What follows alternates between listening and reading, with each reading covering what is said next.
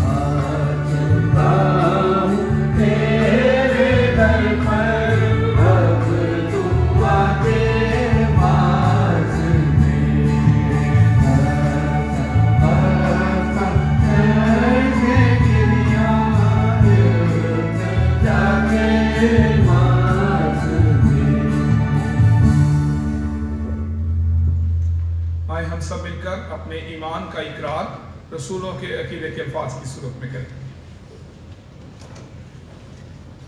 मैं ईमान रखता हूँ खुदा कादिर मुतलक बाप पर, जिसने आसमान और ज़मीन को पैदा किया और उसके इकलौते बेटे हमारे खुदावंद यीशु मसीह पर जो रूहुल कुद्दुस की कुदरत से पेट में पड़ा, हमारी मरियम से पैदा हुआ, पिलातुस के हुक्म पे दुख उठाया, मसलूब हुआ, मर गया और दफन हुआ, आलमे अनहार में उतर गया, तीसरे दिन मुर्दों में से जी उठा, आसमान पर चढ़ गया और खुदा कादिर मुतलक बाप की दाहिनी तरफ बैठा है, जहाँ से वो जिंदों और मुर्दों की अदालत करने को आएगा। मैं ईमान रखता हूँ रूहुल कुद्दुस पर, पाक कुलिया कलीसिया पर, मुकद्दसों की रफ़ाकत, गुनाहों की माफ़ी, जिस्म के जी उठने और हमेशा की ज़िंदगी पर। आमीन। खुदावंद की तारीफ में हम ज़बूर 31 गाएंगे 31। पहला हिस्सा, मेरी आस है तेरे उते ऐ यहोवा पाक खुदा। ज़बूर नंबर 31।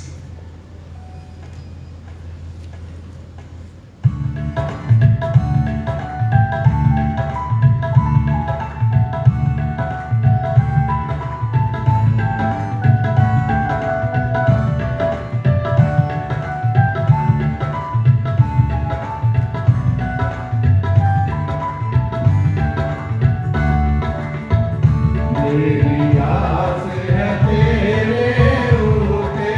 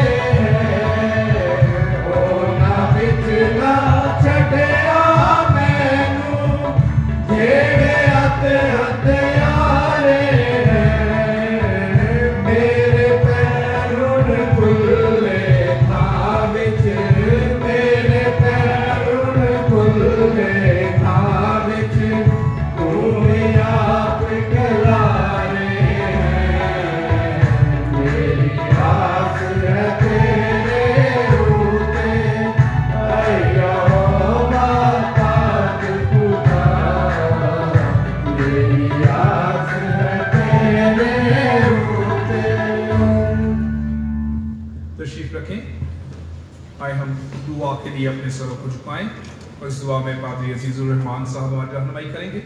हम खुदावंद का शुक्र करेंगे, खुदावंद ने आज ये मुक़द्दस दिन हमारी ज़िंदगी में दिया ताकि हम इकट्ठे होकर इबादत कर सकें।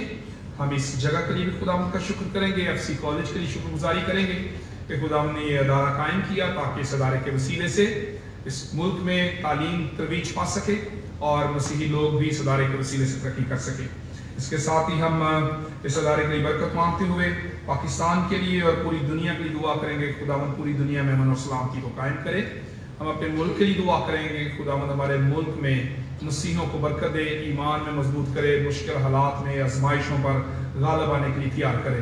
और ख़ास तौर पर आज मेडिकल के स्टूडेंट्स के लिए एंट्री टेस्ट हैं, तो दुआ करेंगे कि खुदावंद तमाम मसीही बच्चे जिन्होंने इस टेस्ट में शिरकत करनी है उनको खुदावंद बरकत दे, जहानत दे, ताकि आज वो इस मेडिकल के एंट्री टेस्ट में कामयाब हो सकें।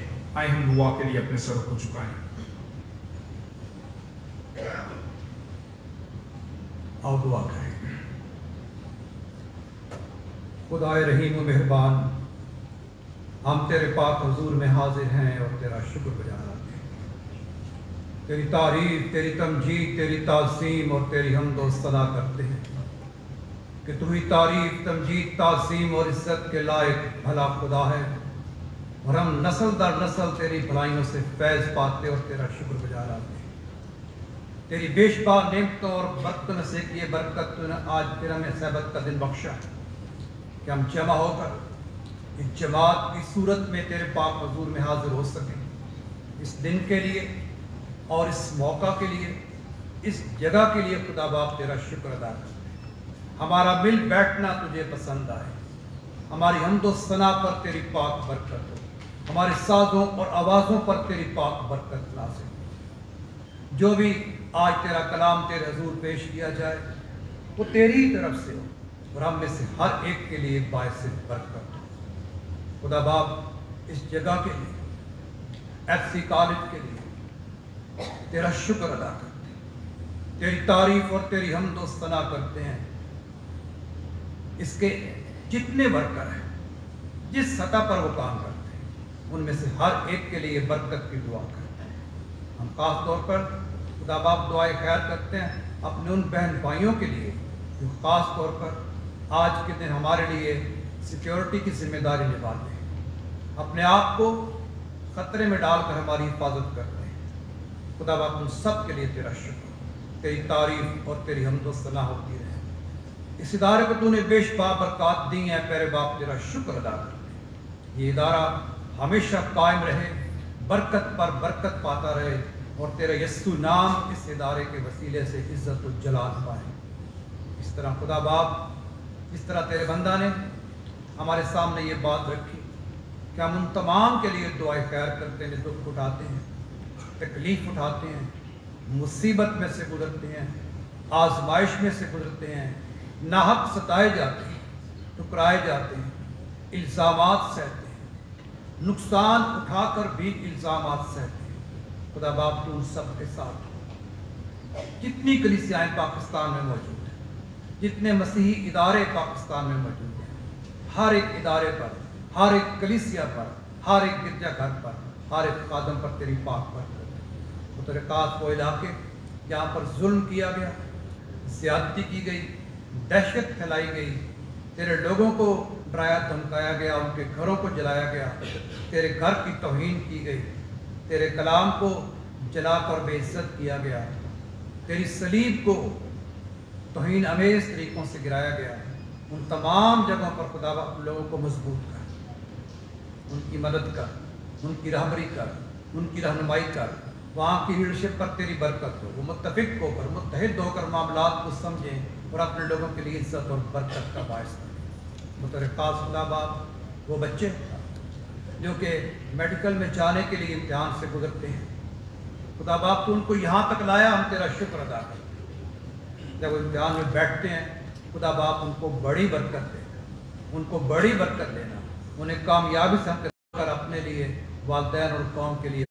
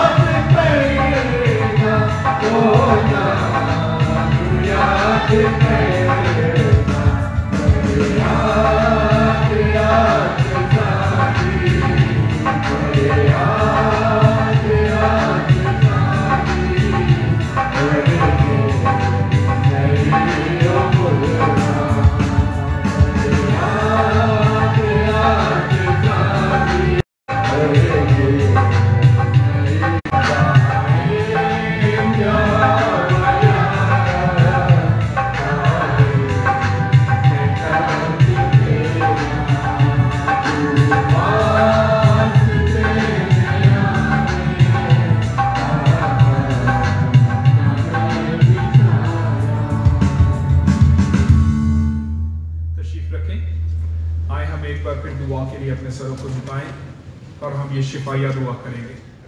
हमारा ईमान है कि हम जिंदा खुदा पर ईमान रखते हैं, जिसके बेटे यीशु ने मौत पर फतह पाई और उसके खून बहाने से हमने शिफा पाई है।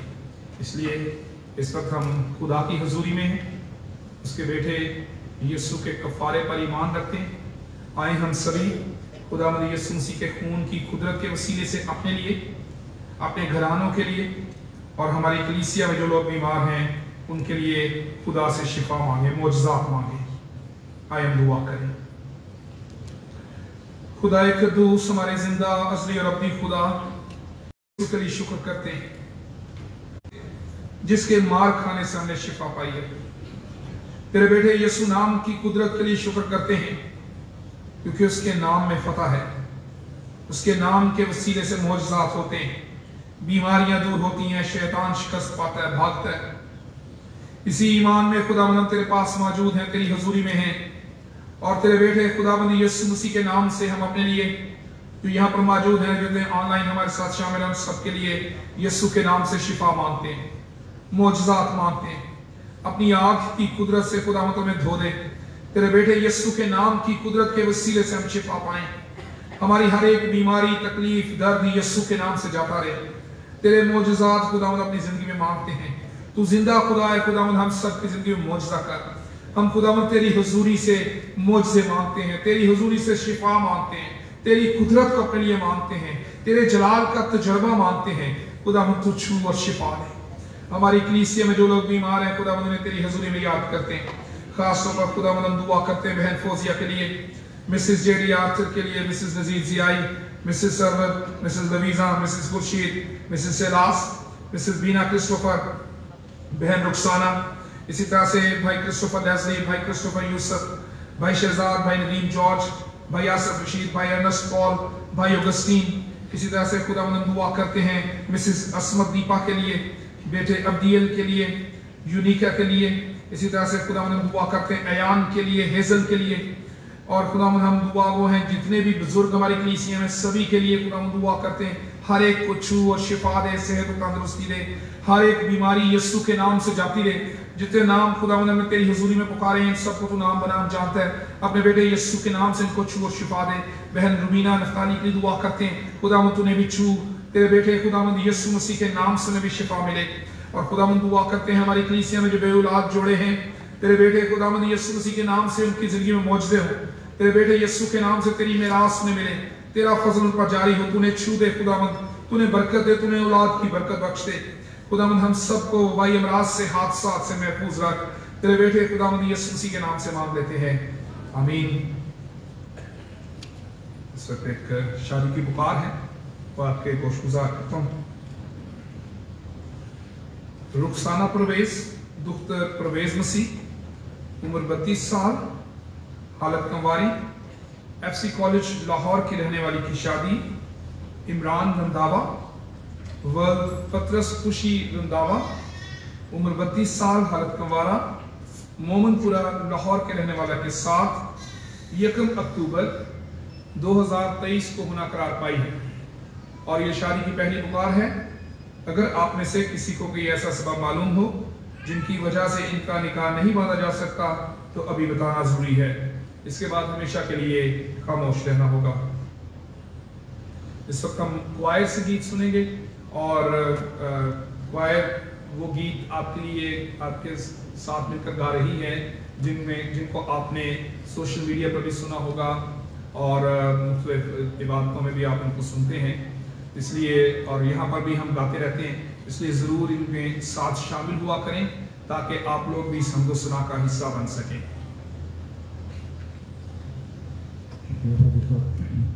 बाकी डिटेल को बड़े साथ में देखिए। हम लोग गाहे दुगाहे ऐसे फेमस सॉन्ग जो आप लोगों ने सुने हुए हम लोग गाते रहते हैं, और बीच में जो कोशिश हम भी करते हैं कुछ नए गीतों की, वो भी हम आपके सामने और आपके साथ उनको शेयर करते रहते हैं। तो आज का गीत जो है वो हमारा ही लिखा हुआ है और थोड़ा सा नया है, हमने ऑलरेडी पहले भी आपके साथ गाया हुआ। लिरिक्स आपके साथ शेयर हुए हैं, आप वहाँ से लिरिक्स ले सकते हैं और जितना आप कोशिश कर सकते हैं हम आपसे सीखने के लिए तो प्रैक्टिस में हमारा साथ दे सकते हैं। Thank you.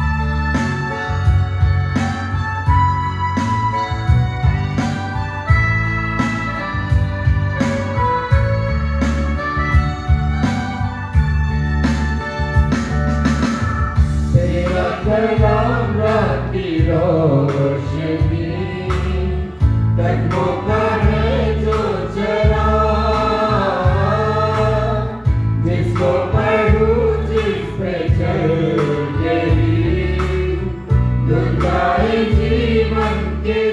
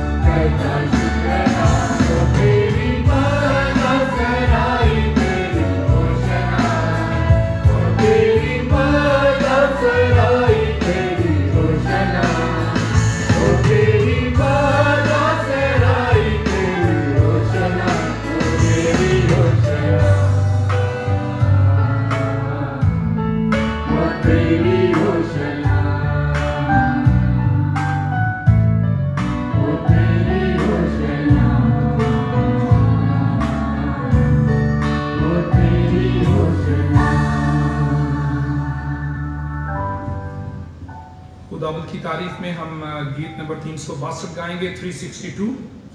ऐ बाप तू बरकत दे, रूहे पाक तू बरकत दे।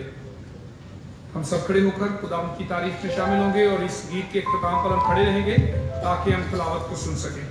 गीत नंबर 362, 362।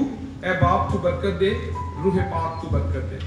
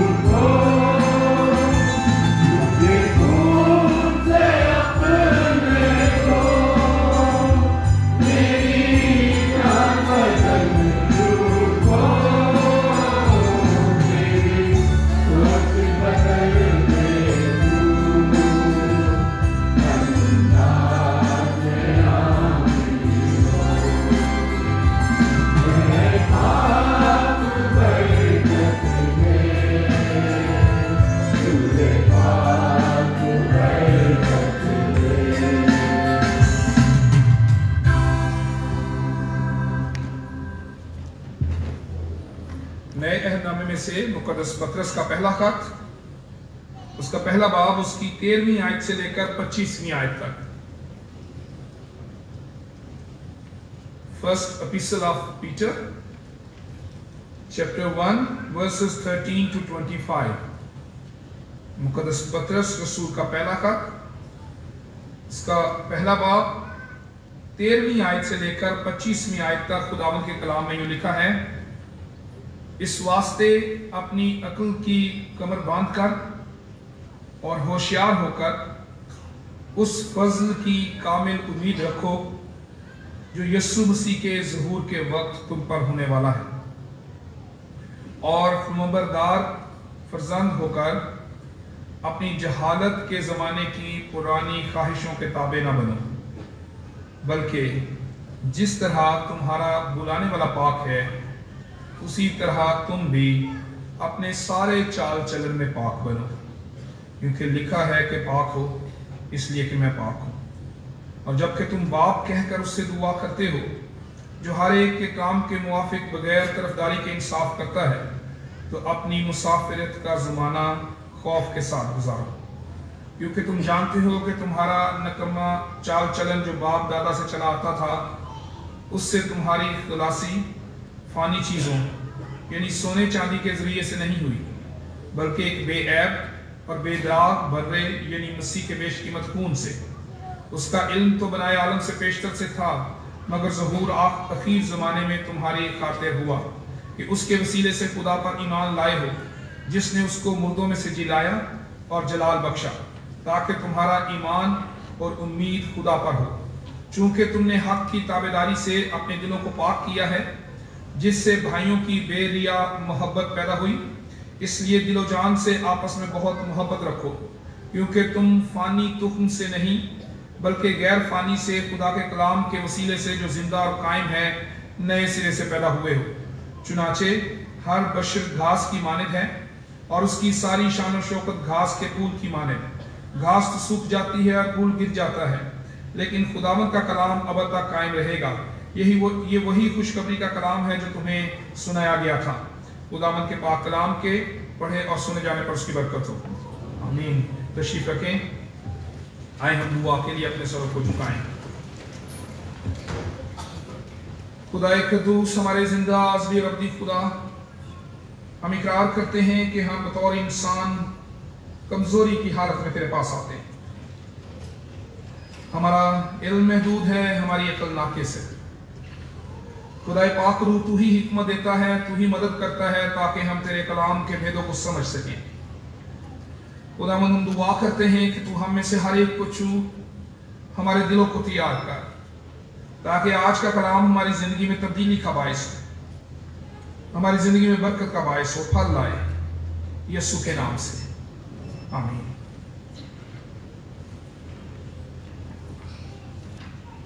गुज़श्ता कुछ इतवार जो हैं उनमें हमने मुक़द्दस पतरस के खत को सीखने का आगाज़ किया है, और इस पहले खत की पहली आयत से लेकर 12वीं आयत तक हम सीख चुके हैं। और इन हवाला जात में से हमने जो बरगज़ीदा किए हुए, चुने हुए, अलग किए हुए लोग हैं, उनके लिए कुछ बरकतों को देखा था, जिसमें से 3 हमने सीखी कि जो बरगज़ीदा किए हुए हैं, पहले बाब की 4थी आयत में लिखा है कि उनके लिए गैर फानी, बेदाग और लाजवाल मेरास खुदावंद ने रखी।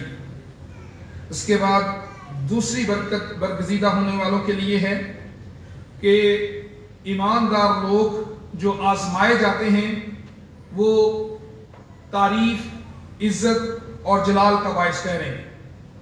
और तीसरा, रूहों की निजात बरगज़ीदा लोगों को खुदा देता है, उन्हें निजात की खुशखबरी देता है। ये तीनों बातों को हमने गुज़श्ता कुछ अखबारों से सीखा कि जो अलग किए गए हैं उनके लिए मेरास है, उनके लिए तारीफ है, और उनकी रूहों के लिए निजात की खुशखबरी।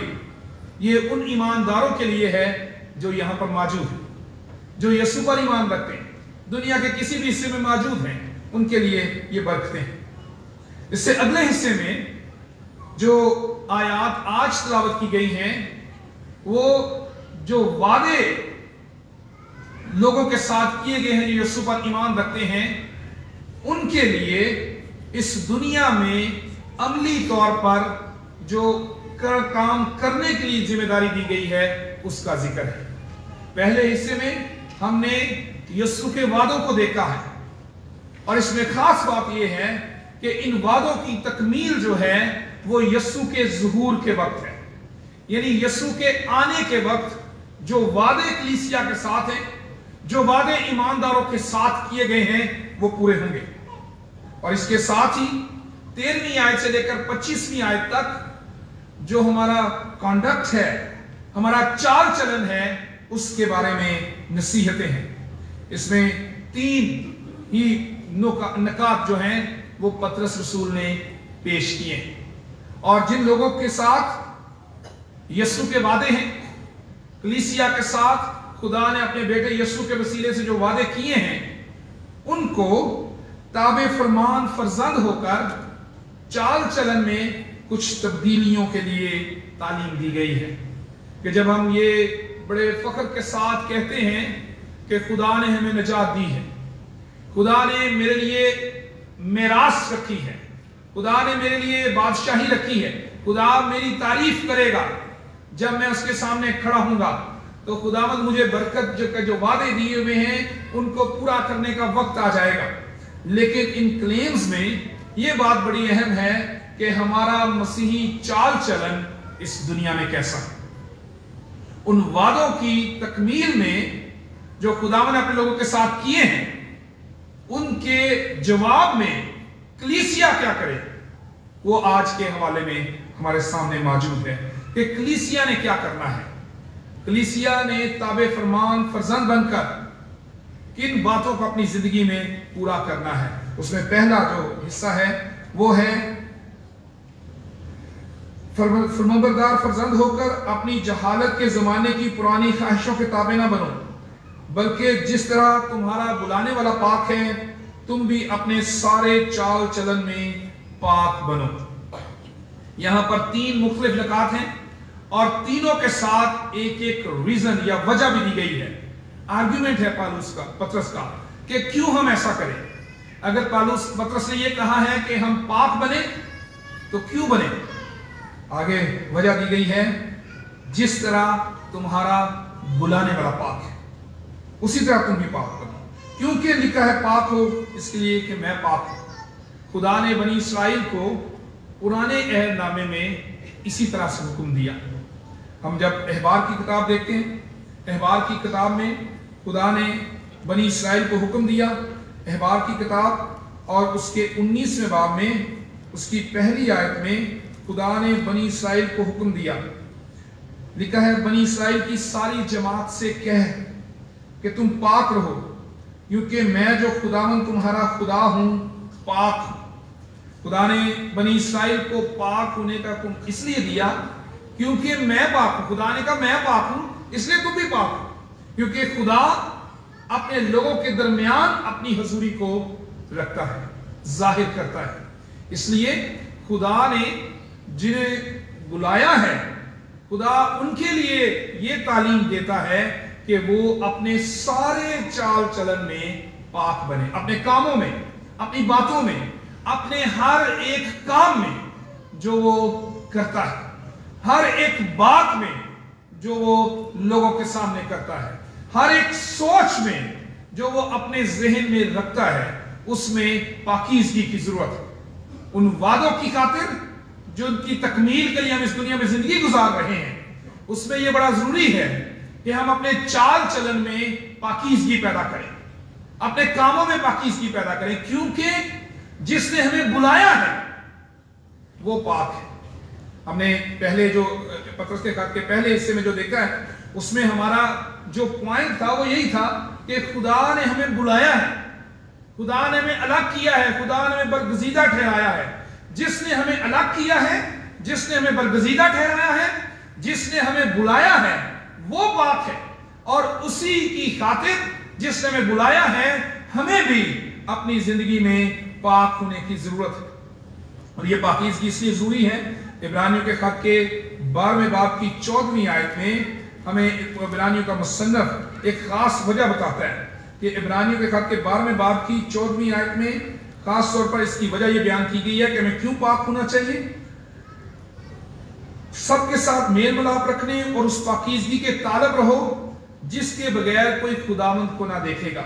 और हमारा ये ईमान है, हमारी ये मंजिल है, हमारा ये टारगेट है कि हमने एक दिन खुदावंद को देखना है, हमने खुदावंद के साथ रहना है, हमने उसके साथ जलाल में शामिल होना है। लेकिन अगर जिंदगी में पाकीज़गी नहीं है तो हम उसे नहीं देख सकते। अगर हमारी जिंदगी में, हमारे चाल चलन में पाकीज़गी नहीं है, हमारे किरदार में पाकीज़गी नहीं है, तो हम अपनी बुलाहट के मुताबिक जिंदगी नहीं गुजार रहे, हम खुदा के मेयार के मुताबिक जिंदगी नहीं गुजार रहे जिसने हमें बुलाया है। उसके बाद मुकद्दस पतरस ने दूसरा जो नुक्ता पेश किया बरगज़ीरों के लिए, वो है कि मुसाफरत के ज़माने में खौफ के साथ जिंदगी गुजारी जाए, खुदा खौफी के साथ, खुदा के खौफ के साथ अपनी जिंदगी को गुजारा जाए। और इस जिंदगी को पतरस ने मुसाफरत का ज़माना कहा है। ये वो जिंदगी है जो कि कुछ वक्त की है। जो भी इंसान इस दुनिया में है मुसाफिर की हैसियत से एक आर्जी जिंदगी के साथ, और एक ऐसी आर्जी जिंदगी के साथ है जो आखिरकार खत्म हो जाएगी। इस दौर में, इस मुसाफरत के दौर में, इस मुसाफरत के जमाने में हम अपनी जिंदगी में खुदा खौफी की तरह की जिंदगी कैसे गुजारते हैं, ये हमारे लिए बड़ा अहम है। खासतौर पर मत्ती की इंजील में भी खुदावंद यीशु मसीह ने इसका जिक्र किया है। मत्ती की इंजील उसके 10वें बाब की 28वीं आयत में खुदावंद यीशु मसीह ने कहा, जो बदन को कत्ल करते हैं और रूह को कत्ल नहीं कर सकते, उनसे ना डरो, बल्कि उसी से डरो जो रूह और बदन दोनों को जहन्नम में हलाक कर सकता है। हम बतौर इंसान दुनिया में मुख्तलिफ चीजों से डरते हैं। बाज़ औक़ात इंसानों से डरते हैं, हालात से डरते हैं, मुख्तलिफ लोगों से डरते हैं, मुख्तलिफ तरह के नताइज से हम खौफज़दा होते हैं। लेकिन सबसे बड़े जो खौफ का सबब है वो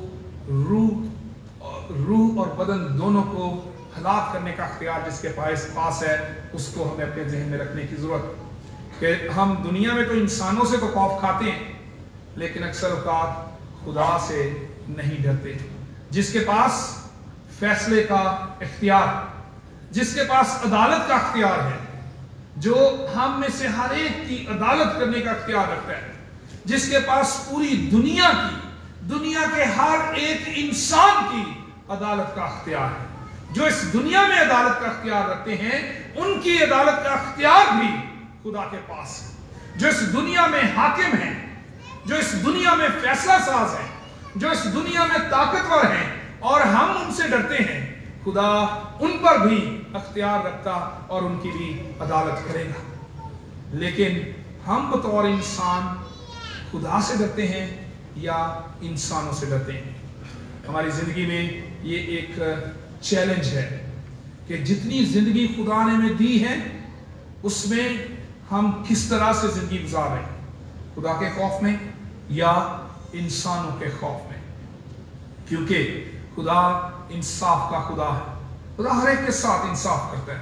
और इसमें भी पतरस रसूल ने उन लोगों के लिए जो अपनी इस आर्जी जिंदगी में खुदावंद के साथ वफादारी में और उसके खौफ में जिंदगी गुजारते हैं, उनके लिए एक बड़ी खूबसूरत बात भी कही है कि तुम्हारा निकम्मा चाल चलन जो बाप दादा से चला आता था, उससे तुम्हारी खलासी फानी चीजों से यानी सोने चांदी के जरिए नहीं हुई, बल्कि बेऐब और बेदाग बर्रे यानी मसीह के बेशकीमत खून से। इसमें जो खुदा खौफी की जिंदगी के बारे में पतरस ने तालीम दी है, उसमें उसने जो वजह बयान की है वो ये है कि खुदा ने यस्सु के वसीले से हमारे जो गुनाह हैं, हमारा जो निकम्मा चाल चलन है, हमारी जो माजी की जिंदगी है, उसको धो दिया है, उसको खत्म किया है।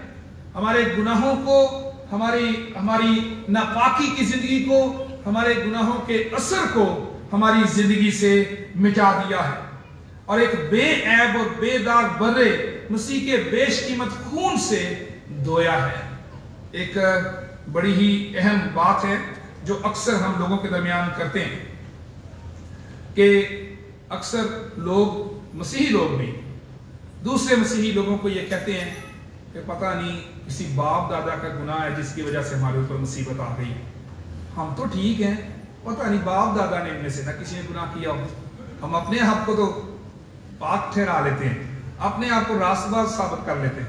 असी तो ठीक है, साढ़े घर से कभी कोई गलत गल नहीं हुई, पता नहीं किसी बाप दादा ने ना कोई गुनाह किया है, उनकी सजा ना सानू मिल रही होगी।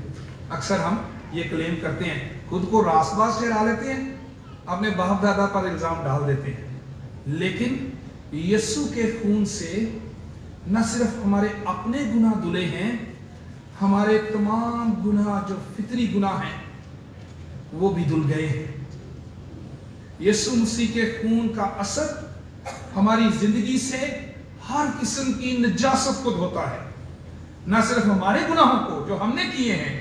अगर हम ये समझते हैं कि हमारे खानदानों में कोई गुनाह हुए हैं तो हम पर से उसका असर यीशु का खून धो देता है। इसीलिए पतरस ने कहा है कि तुम्हारा निकम्मा चाल चलन जो बाप दादा से चला आता था उससे तुम्हारी खुलासी हुई है। यानी जो अबाउजदाद के गुनाह का असर चलाता है, यीशु के खून के वसीले से वो भी धुल जाता है। इसलिए इस खौफ में ना रहें कि मैं तो ठीक हूं, मेरे बाप दादा के गुनाह मेरे ऊपर आ गए, उसकी वजह से मुझे सजा मिल रही है। गौर करें कहीं हमारे अपने गुनाहों की वजह से ना हो, उसका इल्जाम आप अपने बाप दादा पे ना दे रहे हो। यीशु का खून हमें तमाम गुनाहों से धोता है, ना सिर्फ हमारा तमाम नकम्मा चाल चलन जो बाप दादा से चला आ रहा है उसका असर भी खत्म करता है और हमें पाक ठहराता है। इसलिए हम पाक ठहरे हैं, इसलिए कि यीशु के बेशकीमत खून से हमारा फिदिया हुआ है, हमारा कफारा हुआ है। इसलिए जो हमारी आइंदा की जिंदगी है उसको मुसाफरत की जिंदगी समझते हुए खुदा के खौफ में जिंदगी गुजारे। उसके बाद तीसरी बात पतरस ने यहां पर कही कि चूंकि तुमने हक की ताबेदारी से अपने दिलों को पाक किया है, जिससे भाइयों की बेरिया मोहब्बत पैदा हुई है, इसलिए दिलो जान से आपस में मोहब्बत रखो। आपस में मोहब्बत करने की तालीम दी और आगे वजह भी बयान की, क्योंकि तुम फानी तुखम से नहीं गैर फानी से खुदा के कलाम के वसीले से जो जिंदा और कायम है पैदा हुए।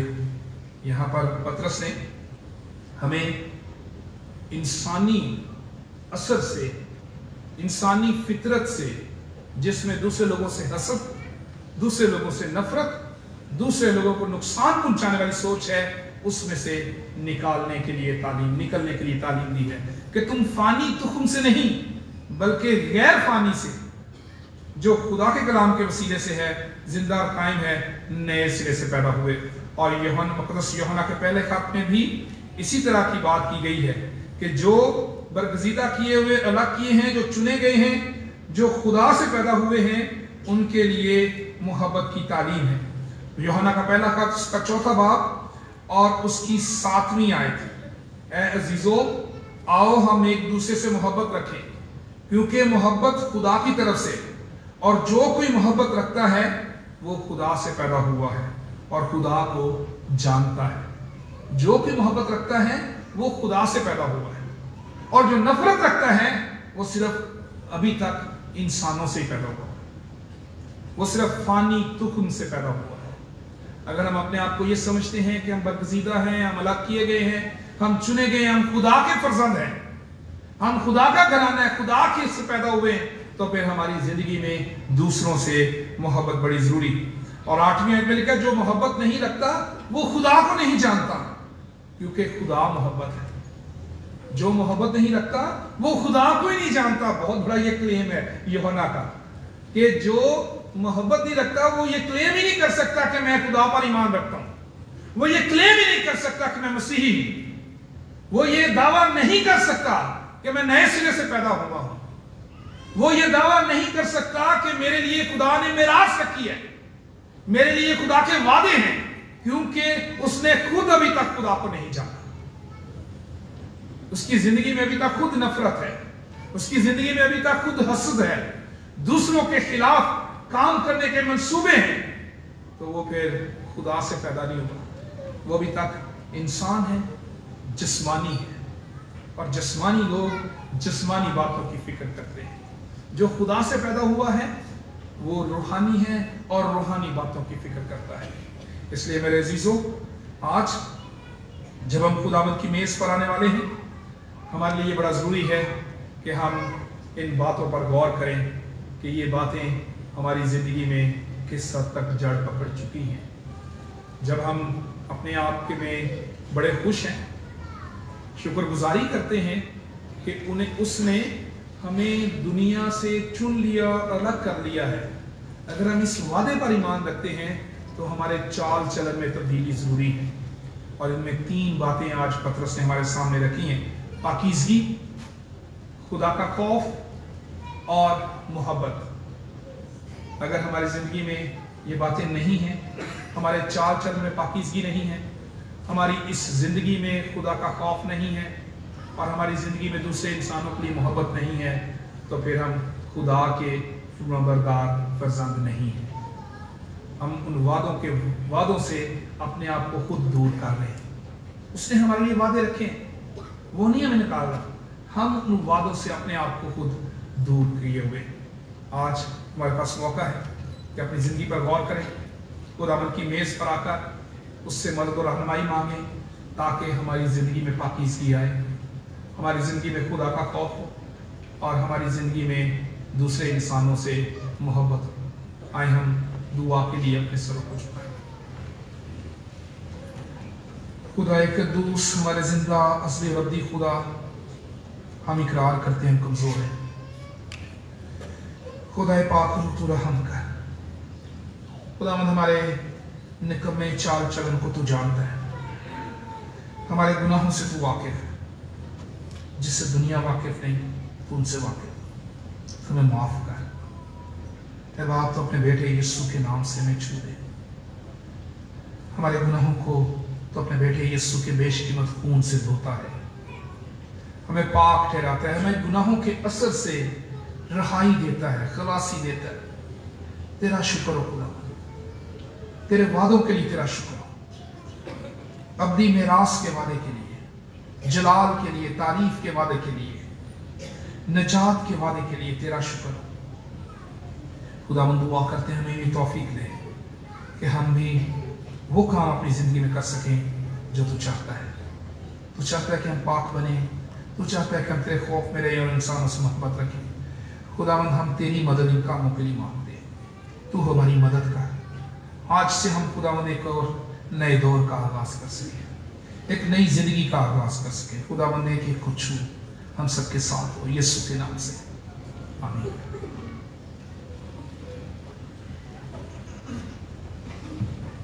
खुदावंद की तारीफ में हम गीत गाएंगे 458 458, सारा जलाल यीशु तेरे लिए है। गीत नंबर 458 458, सारा जलाल यीशु तेरे लिए है। इसी के साथ हम अपने हदिया जात भी खुदावंद की हजूरी में पेश करेंगे।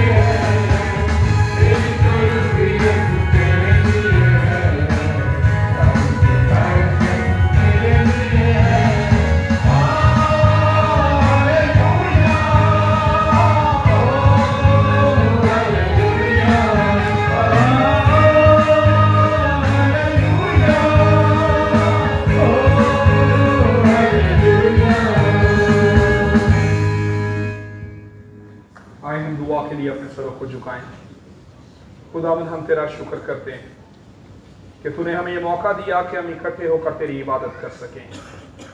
तेरी शुक्रगुजारी करते हैं ज़िंदगी के लिए, सेहत और तंदुरुस्ती के लिए, और इस बात के लिए भी शुक्र करते हैं कि खुदावंद हम तेरी हमदो सना के गीत गा सकें, तेरे नाम को जलाल दिया है, तेरे कलाम को सुना है और तेरी हजूरी में हदिया जात लाए हैं।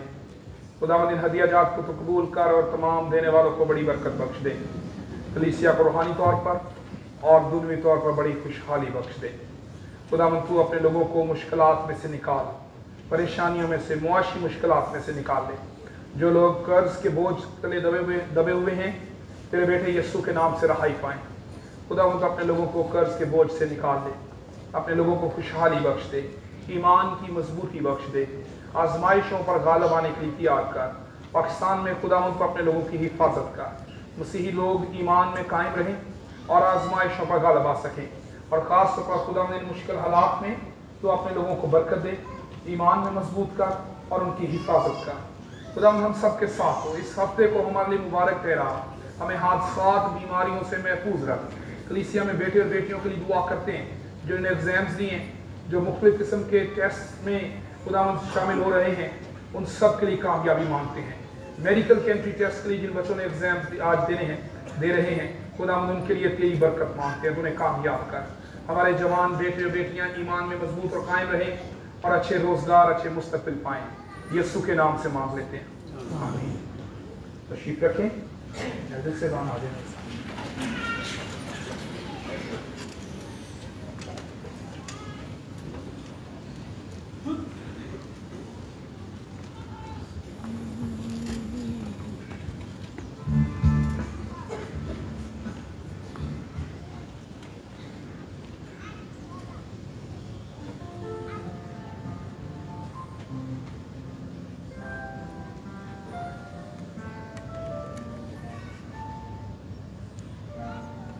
क्योंकि ये बात मुझे खुदावंद से पहुंची और मैंने तुमको भी पहुंचा दी कि खुदावंद यीशु ने जिस रात को पकड़वाया गया, रोटी ली और शुक्र करके तोड़ी और कहा, ये मेरा बदन है जो तुम्हारे लिए है, मेरी यादगारी के वास्ते यही किया करो।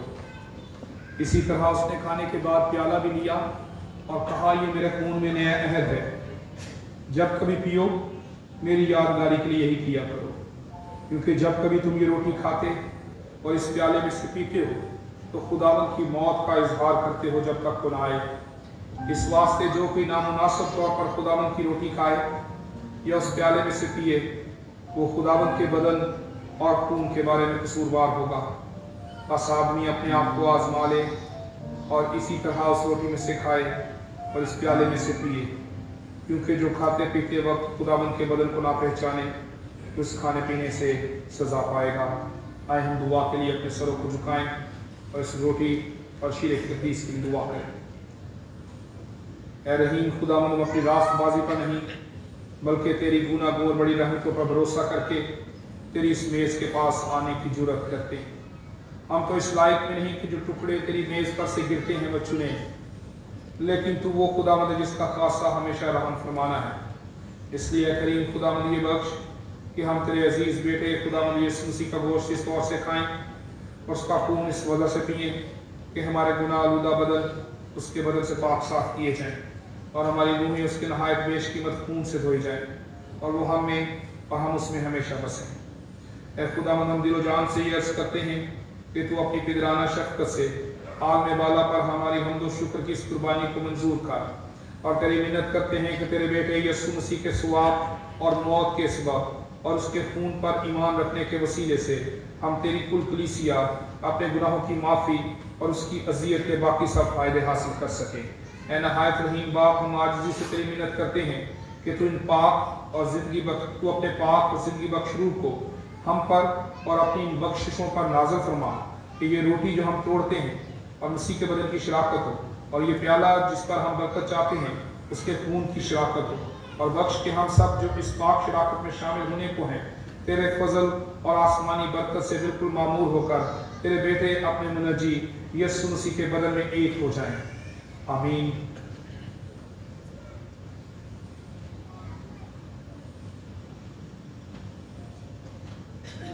खुदावंद यीशु मसीह ने जिस रात को पकड़वाया गया, रोटी ली और शुक्र करके तोड़ी और अपने शागिर्दों को देकर कहा, ये मेरा बदन है जो तुम्हारे लिए है, मेरी यादगारी में यही किया करो।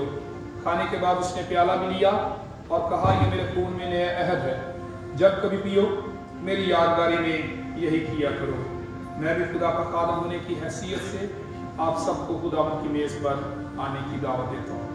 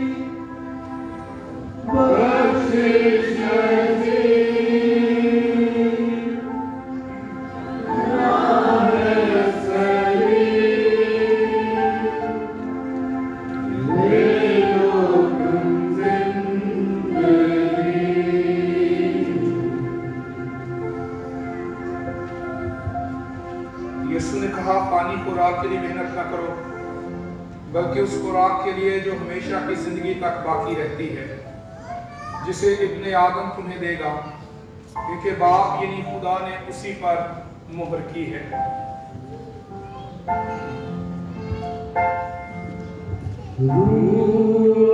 दुल्हन भी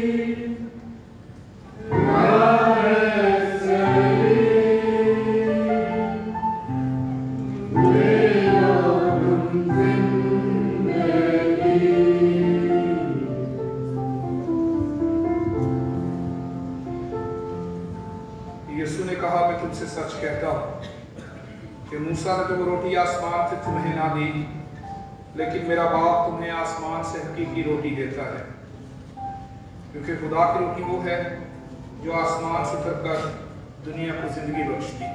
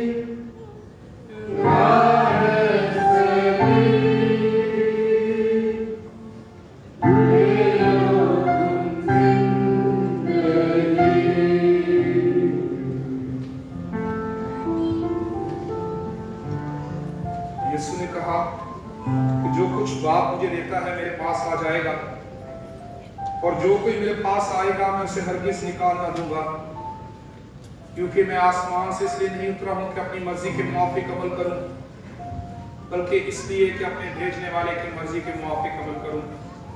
और मेरे भेजने वाले की मर्जी ये है कि जो कुछ उसने मुझे दिया है मैं उसमें से कुछ खो ना दूं, बल्कि उसे आखिरी दिन फिर जिंदा करूं। पूरी है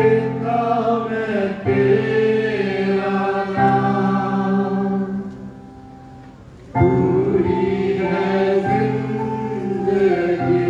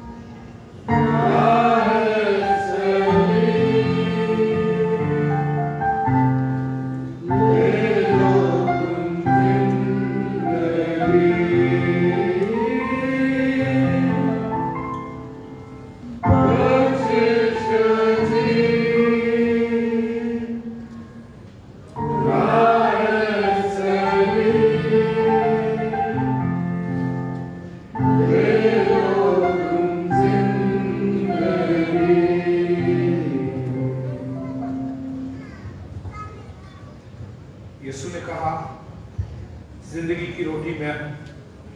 तुम्हारे बाप दादा ने बियाबान में मन खाया और मर गए।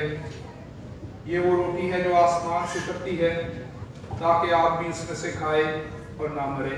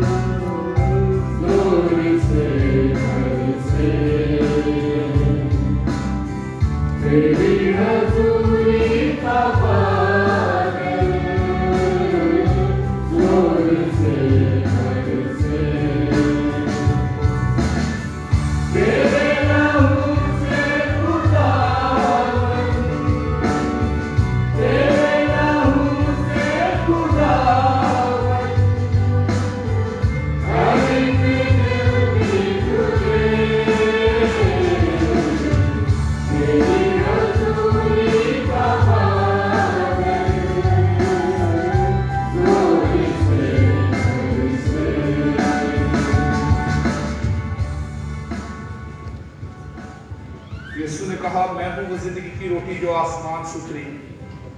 अगर कोई इस रोटी में से खाए तो अब तक जिंदा रहेगा, बल्कि जो रोटी मैं जहान की जिंदगी के लिए दूंगा वो मेरा गोश्त है।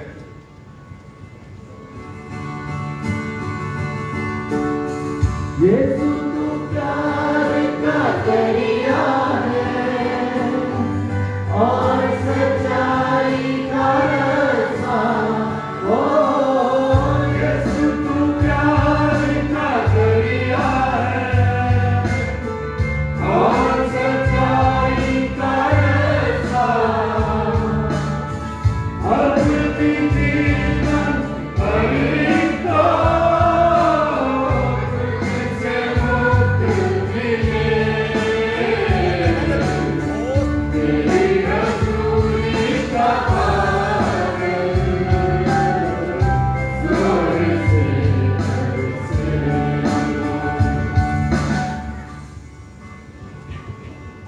यीशु ने उनसे कहा, मैं तुमसे सच कहता हूं कि जब तक तुम इब्ने आदम का गोश्त न खाओ और उसका खून न पियो, तुम में जिंदगी नहीं।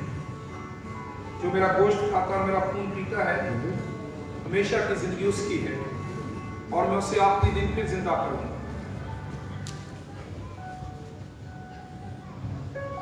यीशु ने कहा, मेरा गोश्त फिल हकीकत खाने की चीज और मेरा खून फिल हकीकत पीने की चीज। जो मेरा गोश्त खाता और मेरा खून पीता है, वो मुझ में कायम रहता है और मैं उसमें। जिस तरह जिंदा बाप ने मुझे भेजा और मैं बाप के सबब से जिंदा हूं, उसी तरह वो भी जो मुझे खाएगा मेरे सबब से जिंदा रहेगा। जो रोटी आसमान से उतरी यही है, बाप दादा की तरह नहीं कि खाया और मर गए। जो ये रोटी खाएगा वो अब तक जिंदा रहेगा।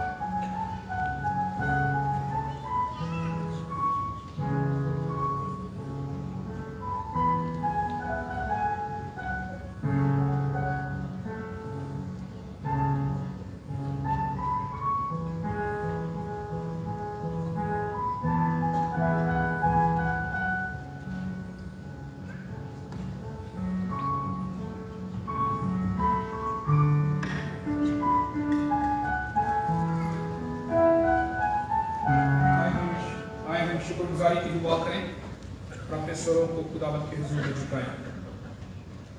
ऐ कादिर मुतलक और अब्दी जिंदा खुदा, हम दिलो जान से तेरा शुक्र करते हैं कि तू मेहर करके हमें जो पाक राजों में दुरुस्ती से शरीक हुए हैं, अपने बेटे हमारे मुनजी यीशु मसीह के नहायत बेशकीमत बदन और खून की रूहानी खुराक खिलाता है और इस बात से अपना फजलो करम हम पर साबित करता है, और ये भी कि हम तेरे बेटे के रूहानी बदन में जो सब ईमानदारों की मुबारक जमात है दर हकीकत घटे हुए आज़ा हैं और तेरे अजीज बेटे की बेबहा मौत और अजियत के सवाब के सबब उम्मीद की राह से तेरी अपनी बादशाही के वारस भी हैं। ऐ आसमानी बाप, हम नहायत रोशनी से अर्ज करते हैं कि अपने फजल से हमारी ऐसी मदद कर कि हम इस पाक रफाकत में कायम रहें और जो नेक कमाल तूने पेशकर से हमारे करने के लिए तैयार किए हैं उन सबको किया करें। उसी हमारे खुदावंद यीशु मसीह के वसीले से जिसकी तेरे और रूहुल कुद्दुस के साथ तमाम इज्जत और ताज़ीम अब्दुल्लाबाद होती है, आमीन। आलम बाला पर खुदा का जलाल और ज़मीन पर सुलह और बनी आदम से रजामंदी हो। ऐ खुदावंद खुदा आसमानी बादशाह, खुदा कादिर मुतलक बाप, हम तेरी हमद करते तुझे मुबारक कहते हैं, तेरी प्रस्तुश करते, तेरा जलाल जाहिर करते और तेरे बड़े जलाल के लिए तेरा शुक्र करते हैं। ऐ खुदावंद इकलौते बेटे यीशु मसीह, ऐ खुदावंद खुदा, खुदा के बर्रे बाप के बेटे, तू जो जहान का गुनाह उठा ले जाता है हम पर रहम कर। तू जो जहान का गुनाह उठा ले जाता है हम पर रहम कर। तू जो जहान का गुनाह उठा ले जाता है हमारी दुआ कबूल कर। तू जो खुदा बाप के दाहिने बैठा है हम पर रहम कर, क्योंकि तू ही कद्दूस है, तू ही खुदावंद है। ऐ मसीह, तू ही रूह कुद्दुस के साथ खुदा बाप के जलाल में आला है, आमीन। आए हम सब खड़े होकर खुदावंद की सिखाई हुई दुआ में शामिल हों। ऐ हमारे बाप, तू जो आसमान पर है, तेरा नाम पाक माना जाए, तेरी बादशाही आए, तेरी मर्जी जैसे आसमान पर पूरी होती है जमीन पर भी हो। हमारे रोज की रोटी आज हमें बख्श दे, जिस तरह हम अपने कसूरवारों को माफ करते हैं तू भी हमारे कसूरों में माफ कर। हमें आजमाइश में पड़ने दे, बल्कि बुराई से बचा, क्योंकि बादशाही और कुदरत और जलाल हमेशा तेरे ही हैं, आमीन। खुदा का इत्मीनान जो समझ से बिल्कुल वाहिद है तुम्हारे दिलों और ख्यालों को खुदा और उसके बेटे खुदावंद यीशु मसीह की पहचान और मोहब्बत में महफूज रखे, और कादिर खुदा बाप और बेटे और रूहुल कुद्दुस की बरकत तुम पर हो और हमेशा तुम्हारे साथ रहे, आमीन।